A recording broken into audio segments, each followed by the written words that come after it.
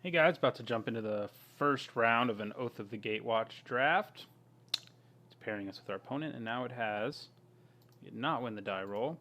I think we have a pretty good green-white deck, and this hand would not have you believe that we are more than just a green deck. Do we want to mulligan this hand? I think we do. We ended up with so many high curve cards and only our green that I don't love it. Even though, chances are good we can play our Scion Summoner on turn 3, but yeah, this one's better. I mean, we have more to do. We have some stronger cards. Birthing Hulk. Do I really want to draw you early? I mean, it would be nice to draw you eventually, and if I put you on the bottom, I'm not going to. But, I think maybe I do put him on top just because... Yeah, I think I will. I think we're going to get to the late game with a hand like this one. And he'll be pretty good. If I had a way to, shuffle my library later to know that I would draw a Birthing Hulk, or have a chance to draw a Birthing Hulk later... But he's nice to have as some late game insurance. Right, our opponent off to a slow start, which is good for us. Right, we have Mana for Isolation Zone, which is also good for us. So we're going to play our Summoner this turn, pretty much no matter what our opponent does. Including that. Alright, well now we're drawing all the lands, which, when you have Birthing Hulk in your hand isn't as bad as usual, so... We'll play our Scion Summoner.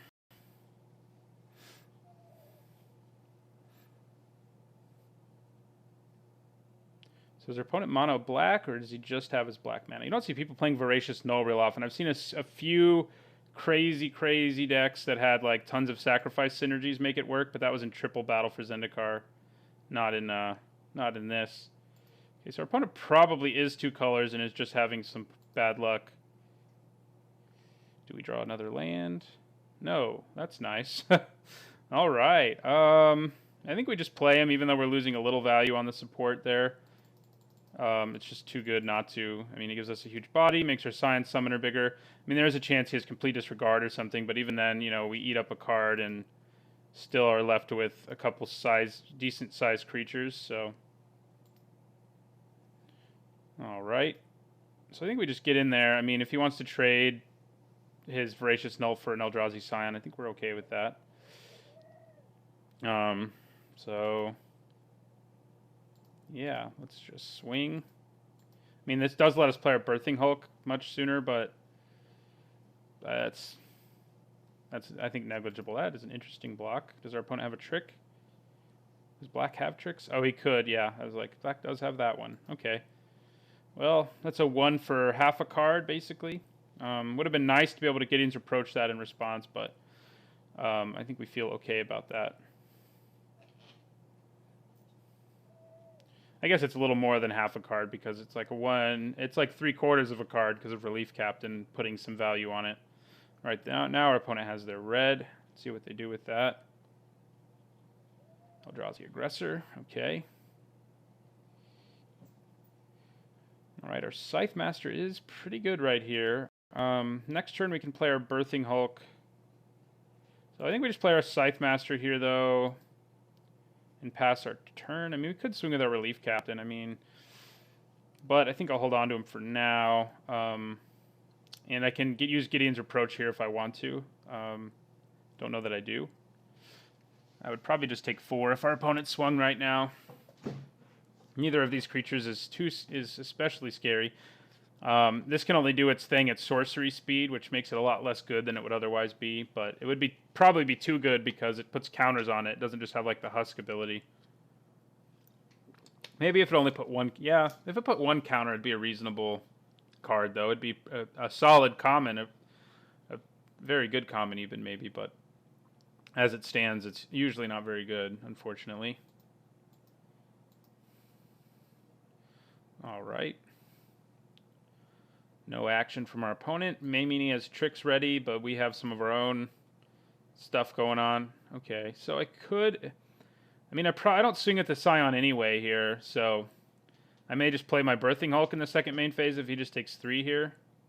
I mean... So... Let's see what he does. If he has some sort of trick or double blocks or... Yeah, okay, well, he's just going to take 3. That I'm okay with. So I think we do play our Hulk. I mean, we lose one Scion, but we get a 5/4 body who can regenerate. Like, seems pretty good right now. Especially when we have, like, Isolation Zone and Gideon's Approach ready to deal with anything that my opponent might play that might complicate things for our Birthing Hulk.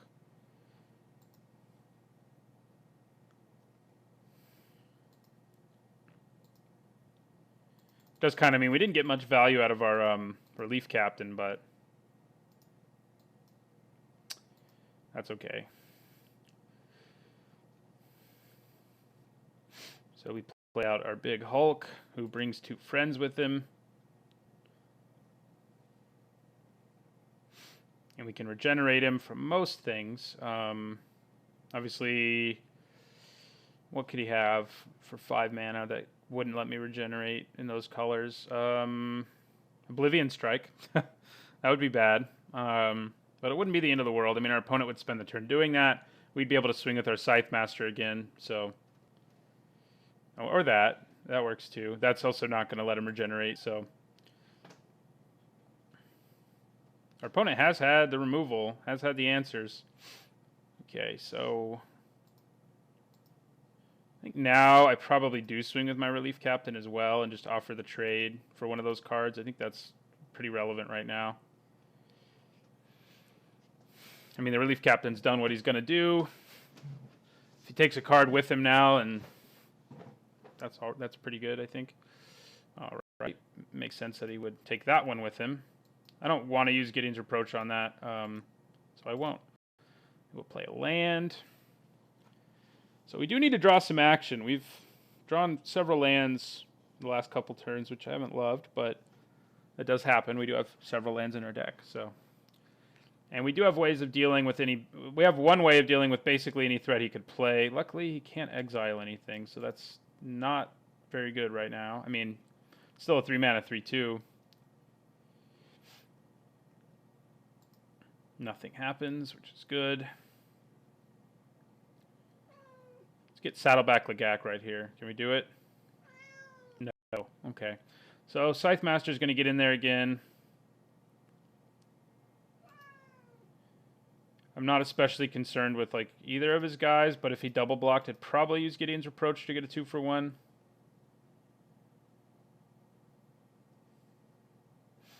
Okay, well, I'm okay with that. If he tries to use a spell here, would I use Gideon's Reproach? Yeah, I think I probably would. Keeps my, yeah. So we get the 2-for-1 here. Opponent's down to 2 cards. We keep our creature who has a very relevant body right now on the battlefield, and then we hold on to this forest just to bluff. And that's one reason why. What's the card called that I didn't take any of? The one with Awaken. Sheer Drop. That's one reason why it's not as good, because you can't really get like 2-for-1 deals ever.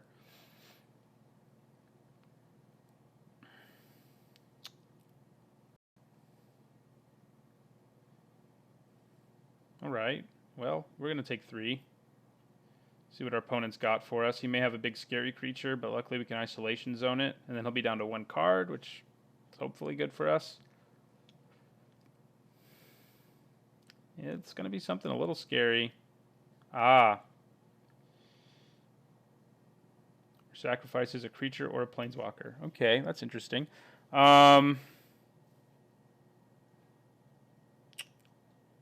So I'm going to pay 5 for one and discard. And sacrifice a Scion for the other. Click a card. I haven't had this played against me before.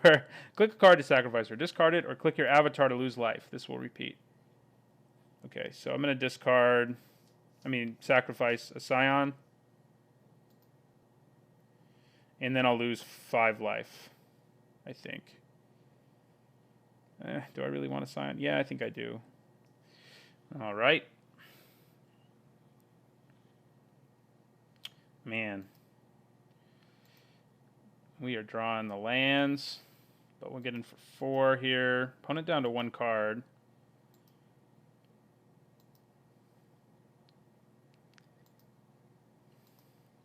I'll play that land.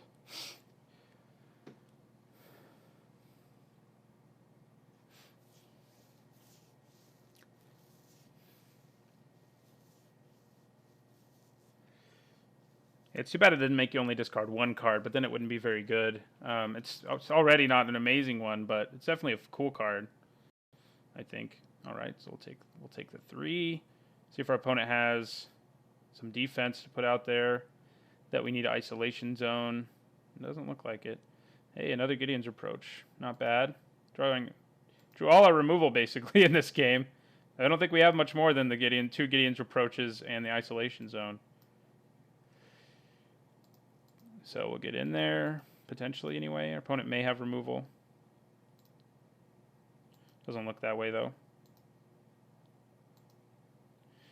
All right, so don't really want to play that. Having 3 cards in my hand makes him worry more, you know. So, and we have no reason to have 9 lands in play in our deck. So, okay.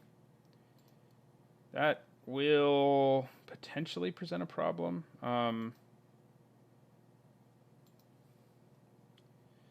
We're probably going to use Isolation Zone on that, depending on what our opponent does. I think we go to 6 here.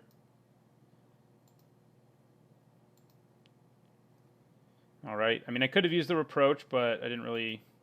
You know, I should have. I didn't think about the fact that I'm not going to have double white. Ooh, that's pretty good. Right there. Okay, well, we're going to use Isolation Zone to hit the Vampire Envoy and try to get in for the last 4. If we get to, then great.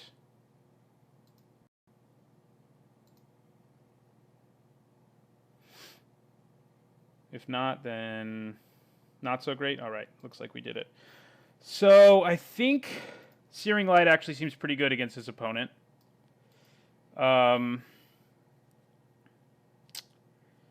Because he played a lot of 2 power or less creatures, and it's very good against that terribly annoying Envoy. Although, I mean, it's kind of a bad Gideon's Reproach still, so what would I even take out for it? I guess if I was low on removal, it'd make more sense. We saw 1 flyer. I don't think that's enough for Plummet. I don't know that I want Searing Light, now that I'm thinking about it. I forget sometimes that it's conditional. Like, on top of already being conditional... Only kills power 2 or less, and then it has to be attacking or blocking. So, yeah. I mean, it does seem pretty good against our opponent. And it is still, 1 mana, which is pretty efficient. But I think I'd stick with my deck as is. Yeah. Let's send this thing back out there. That went pretty well. I mean, we got low on life, but we were basically in control the whole game, which was pretty good. It felt pretty good. Okay, this is a good one. No early support, but 2-drop, 3-drop, removal, late game threat. Not dissimilar to our last hand, really.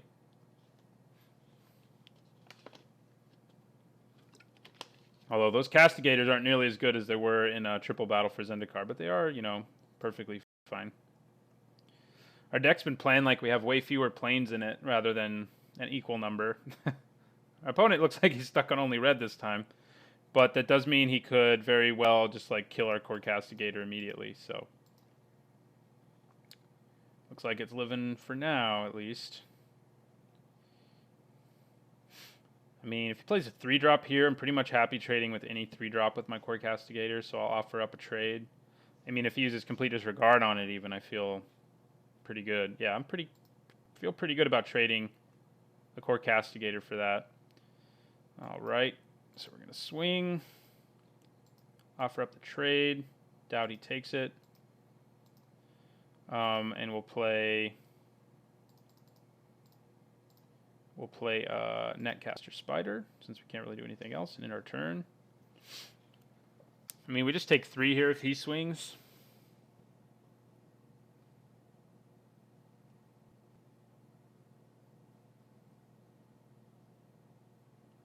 And he does. So yeah, we just take the 3. I don't want to trade my Netcaster Spider, especially because it can block Expedition Envoys and kill them and stuff like that. Plus, if I draw a Lagak or any card with support right now, it'll feel a lot better. to have 2 creatures in play. So, okay. All right. 2 guys is not ideal for us. I mean, I can reproach the free runner, so I'm not too worried about him. So I'm just going to swing with both. Our opponent basically swings back at us for 5. If he wants to trade here, we're kind of even happier, yeah, because I mean we'll kill this free runner. I don't imagine he'll block here. If he does, I would probably consider playing Gideon's Reproach, because having no creatures is not exactly ideal for us. Okay. All right, so we do that. And we already played a land, yes, and we'll end the turn.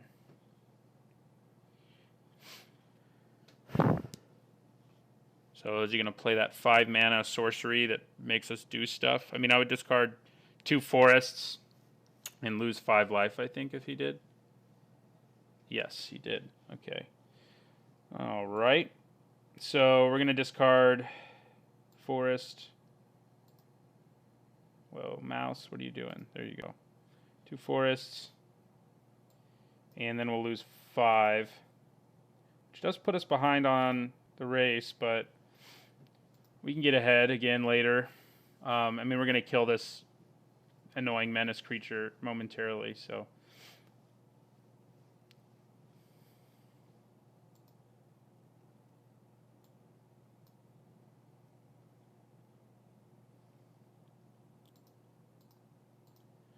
All right.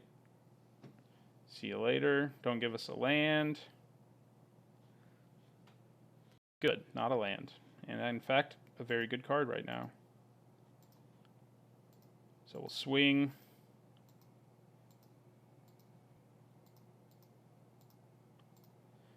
Play our summoner. He's good right now because I can use half the card basically to trade for a Clume Flamespeaker. And, you know, if he decides not to swing here, then playing my Beastmaster has, you know, extra value because I just played a card that helps me go wide. I could also play my Beastmaster no matter what next turn, I guess, if I want to sacrifice that Scion. But I don't really want to.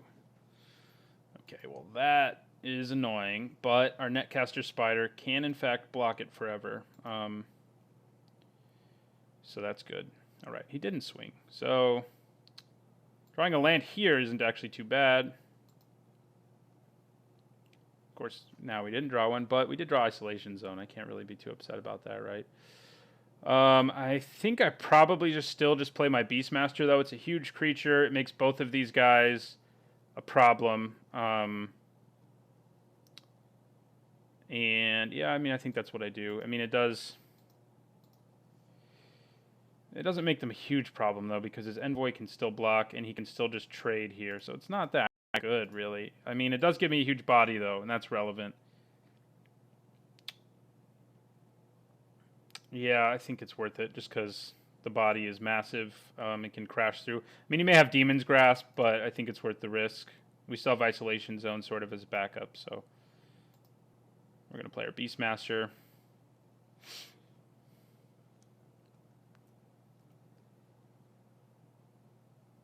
I mean, maybe I leave back both my creatures even. Like, he can draw a card and gain a life. I mean, he has to discard a card to draw it at least. And that's annoying. So that's one reason I kind of want to swing here, because at least if I make him trade, yeah, it's worth swinging here. I mean, now he's dealing with, you know, 6 damage potentially if he takes it, and he can't keep drawing a card and gaining a life if he blocks here, if he wants to trade. You're going to do that now? Yeah, you should declare your block first.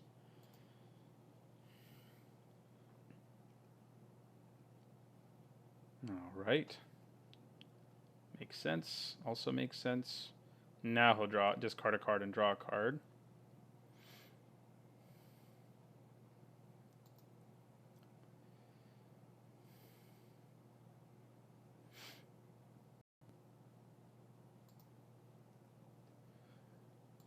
See what he discards.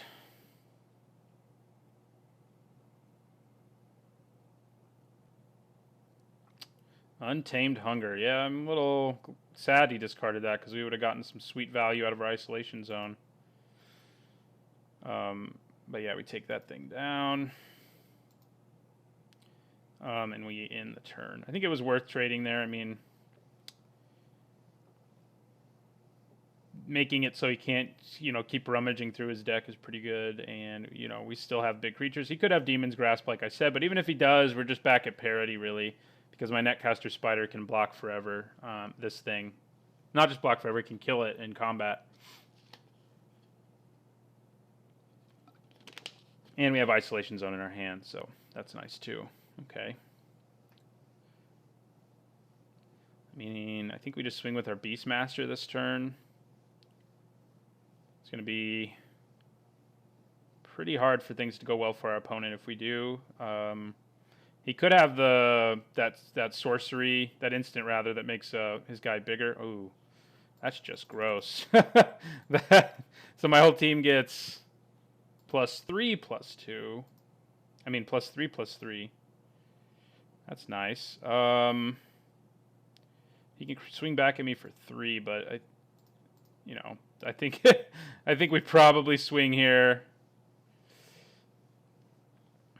If our opponent doesn't block, he goes pretty low. Yeah, now that if he's going to lose a creature here, we're pretty happy.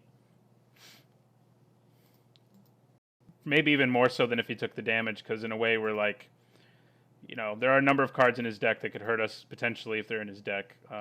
If he could swing with everything right there. I'd probably think about chumping the Voracious Null if my opponent swung with both creatures, or trading with it rather, because that would indicate something scary as a big potential anyway. Let's just draw another ally right here. You gonna attack again? Because that's okay. You're not. Did not draw another ally. I think we just swing with our 5/5. No matter how he blocks, he gets 2 for 1, even if he has his trick. So I think we get in there with the 5. Because his trick, it only goes +3/+1, the one we've seen so far. So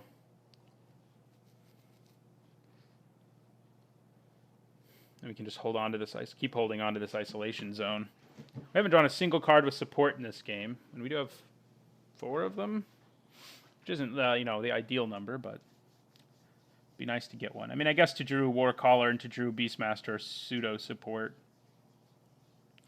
They sort of want the exact same thing that any creature with support wants anyway. All right, so our opponent's going to go to 5.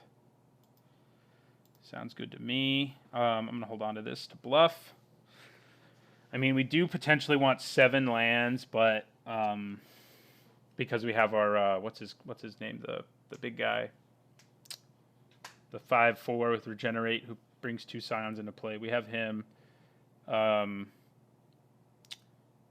if we drew him right now, we wouldn't be able to play him even if we played a land, because we would have then drawn him instead of a 7th land. So I'll play that land at some point, but okay. We might be getting to the area where I want an isolation zone. We'll see what we draw here. An ally would be amazing. Not an ally. So now, he can, in fact, triple block pretty effectively.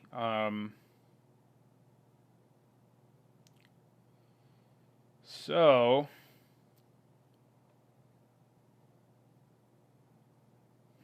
using the isolation zone sucks, but honestly, we haven't seen that many. This is one of our opponent's best creatures we've seen. Now we do play that land, by the way. But yeah, so I think we just use isolation zone on Vampire Envoy here over either of these guys. That makes it so it's going to be a lot harder for him to just trade in combat. And if he double blocks this to kill it, he's dead. Although if he has a trick, he has 2 mana though. There's no way he could kill my Beastmaster. He could single block this and use the trick in his hand, and then chump block this. So yeah, I think we attack with both because, yeah, he can swing back at us for 4, which is a little scary, admittedly. So maybe I should be less aggressive. Because if he has... yeah, if he has his freaking trick that gives trample, like, we could be in a lot of trouble on the other end.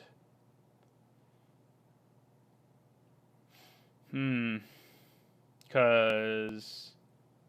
although he can't swing back for 4 if I swing with both. He has to do something, so... you know, because this is lethal on its own. So, yeah... I swing. If he weren't at 5, that wouldn't be the best swing ever, but... he is, so... alright, so we take down that creature. Feels pretty good. Hold on to our land. Oh, we already played a land, actually, so... if he plays some big, scary creature now, we're going to be sort of sad we isolation zoned there. Right now, Remorseless Punishment would be kind of mean. But luckily, he already casted it. So we just take 2 here. Okay, he didn't swing. All right. Now I think we do just swing with the Beastmaster.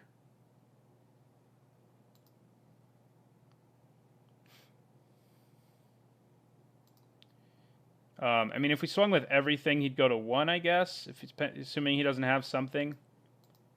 But if he, if he has nothing, then we're in pretty good shape either way. I mean, if he has to block here, oh no, he's doing something. Spatial contortion? No, it can't be that. He would have declared the block first. And that would still be a 2-for-1 in our favor, by the way, so I wouldn't mind it a whole lot. Yeah, maybe it is spatial contortion. There, we saw at least one of those. So declare the block and use spatial contortion. I mean, it could also just be that other trick, but again, we get a 2-for-1 if that's what it is. Okay. It looks like he's just maybe... I mean, it's almost better for him to just let his warden die than it is for him to use a trick here. Yeah, I mean, I guess if he uses a trick here, it at least takes down my biggest creature. Yeah, it is spatial contortion. Probably should have just, like, I don't know, save that for this, but I'm okay with that 2-for-1. It'd be awesome if we could give our guy trample in response. Oh, he's doing something else. Okay, well, he saved his guy. All right.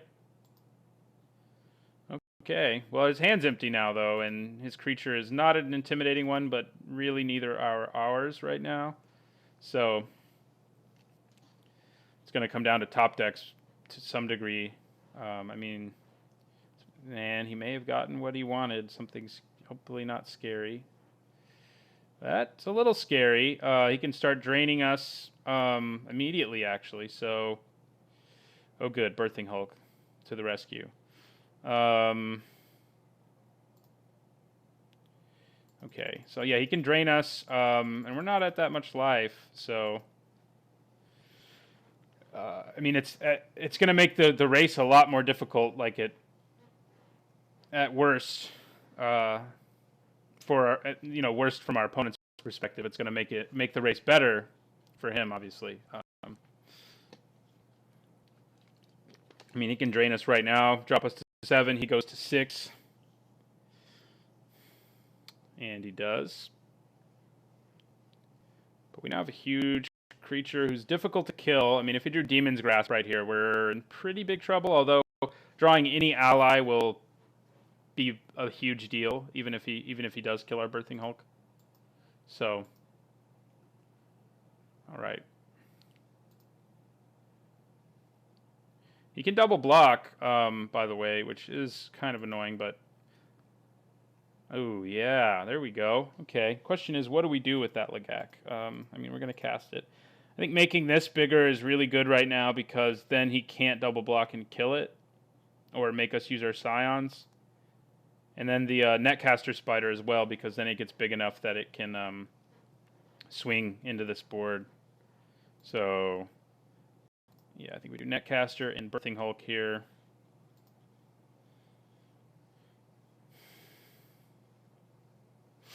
And then we swing with both of those.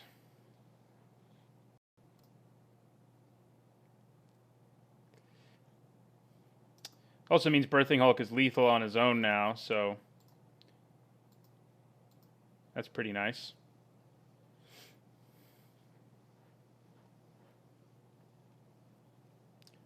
Like, all of our creatures have been green in this game. Oh, we killed one that was white. It's very strange.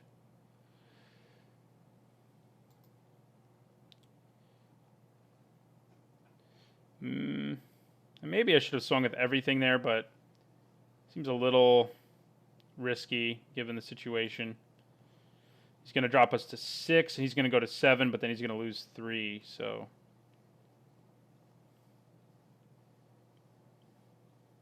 All right. So he's going to go to 4. Okay, we just ended our turn there.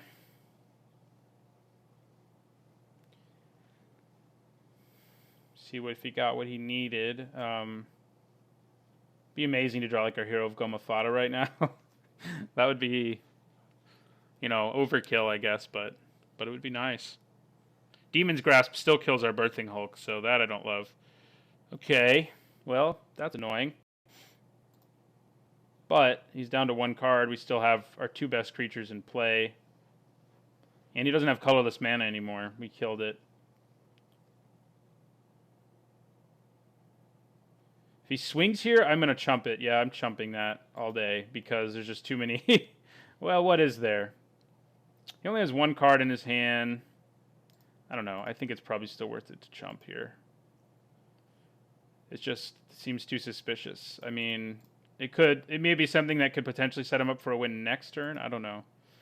But he's dead to our swing in, like, numerous ways. But, I mean, Titan Strength is the only thing he might have had, and that couldn't have killed us even if we just took it. So... I mean, if he had more than 1 card in his hand, a lot of things are possible, but he only has 1, so... I mean, I think here I do swing with everything and, like, make him use the card in his hand, because then that means it's not a trick. Okay,